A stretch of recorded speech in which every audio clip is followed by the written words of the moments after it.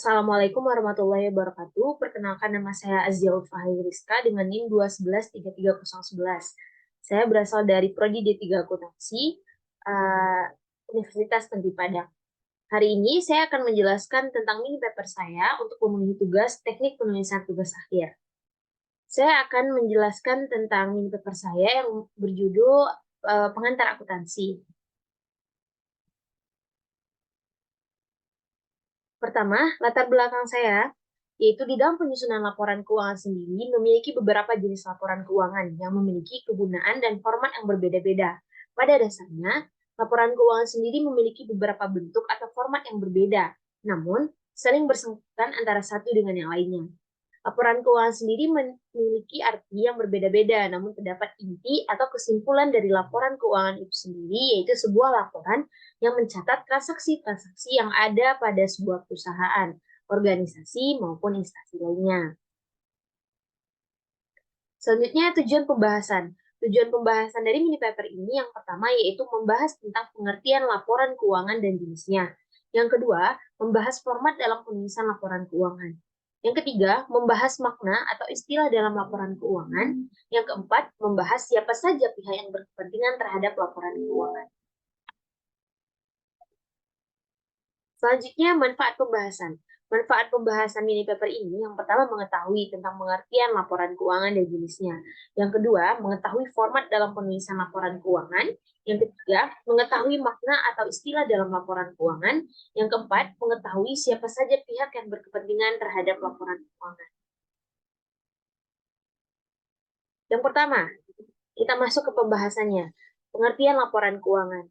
Laporan keuangan ialah pencatatan sebuah transaksi oleh seseorang untuk mencatat semua transaksi-transaksi yang terjadi pada sebuah organisasi maupun perusahaan yang bertujuan untuk memberikan informasi posisi keuangan, arus kas, dan kinerja, sehingga sumber daya yang dimanfaatkan atau digunakan dapat tercatat secara rinci dan mudah dipahami. Selain itu, penyusunan laporan keuangan sendiri dapat mengetahui laba atau ruginya suatu perusahaan. Laba rugi itu sendiri kita bahas dalam panel berikutnya. Yang kedua, jenis laporan keuangan. Ada 4 jenis laporan keuangan, yaitu laporan laba rugi yang merupakan laporan yang dibuat untuk mengetahui rugi atau laba suatu perusahaan dengan melihat arus pendapatan dan beban. Pada dasarnya, suatu perusahaan akan mengalami laba atau untung apabila memiliki pemasukan pendapatan yang lebih tinggi daripada beban yang ditanggung. Yang kedua, yaitu laporan perubahan modal atau capital statement merupakan laporan yang menggambarkan modal akhir atau laporan yang menunjukkan sebab-sebab adanya perubahan modal pada akhir periode. Jenis laporan yang ketiga yaitu arus kas atau cash flow, ialah pencatatan semua kas yang menyangkut pengeluaran dan pemasukan kas perusahaan dalam satu periode tertentu. Yang keempat, balance sheet atau neraca, yang merupakan laporan yang menunjukkan posisi keuangan perusahaan yang bersumber dari neraca lajur pada kolom sheet neraca. Pada penulisan laporan neraca sendiri terdiri dari harta tetap, harta lancar, utang, dan juga modal. Kita lanjut. Kedua, format laporan arus kas. Yang pertama ada laporan laba rugi. Format-format yang bisa kita lihat di sini ada pertama judul PT Jasa Makmur, perusahaan atau instansinya, kemudian laporan laba rugi, kemudian periode berjalannya. Sana ada format pendapatan dan juga beban. Pendapatan terdapat penjualan bersih, pendapatan sewa, serta total pendapatannya. Kemudian ada beban, di mana ada harga pokok penjualan, harga di mana ada beban-bebannya. Kemudian nanti ditotalkan bebannya, barulah diberikan laba sebelum pajak. Kemudian pendapat pajak baru dikurangkan terdapat laba bersihnya nanti. Yang kedua yaitu laporan perubahan modal. Di sini formatnya yaitu modal awal, kemudian ditambahkan laba dengan prive, kemudian laba dari jumlah laba dan prive itu ditambahkan, maka akan mendapatkan modal akhirnya.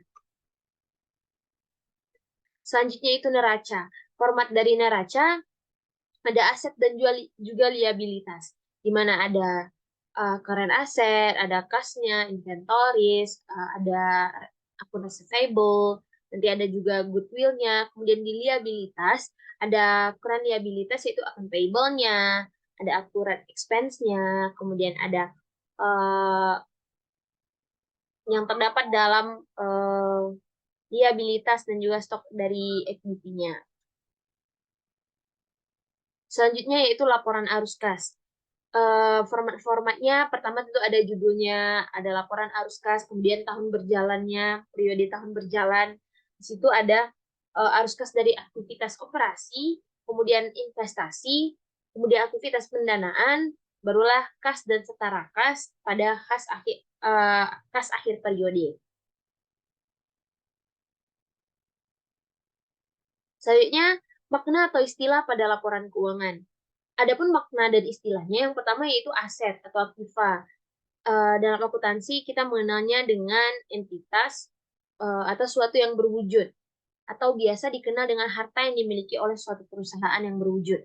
Kedua, liabilitas merupakan kebalikan dari aset itu sendiri. Itu penjelasan menerangkan bahwa aset merupakan harta yang dimiliki oleh perusahaan, sedangkan liabilitas sendiri mengandung pengertian sebagai sebuah hutang yang harus dilunasi oleh perusahaan di masa atau periode yang akan datang.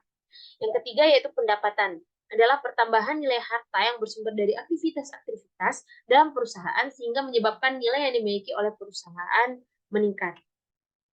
Yang selanjutnya yaitu beban, yang merupakan hal yang menjadi tanggungan oleh individu, organisasi atau perusahaan yang harus dibayarkan dan digunakan untuk memfasilitasi aktivitas-aktivitas yang terjadi di perusahaan. Kemudian ada privé, yaitu arti sebagai kegiatan pengambilan harta atau modal yang ditanamkan oleh perusahaan atau penanam modal yang digunakan untuk kebutuhan pribadi yang tidak ada hubungannya dengan perusahaan. Nah, siapa saja yang keempat yaitu siapa saja pihak-pihak yang berkepentingan, yaitu pertama kreditor, yang kedua yaitu pemerintah, yang ketiga yaitu karyawan, yang keempat yaitu investor.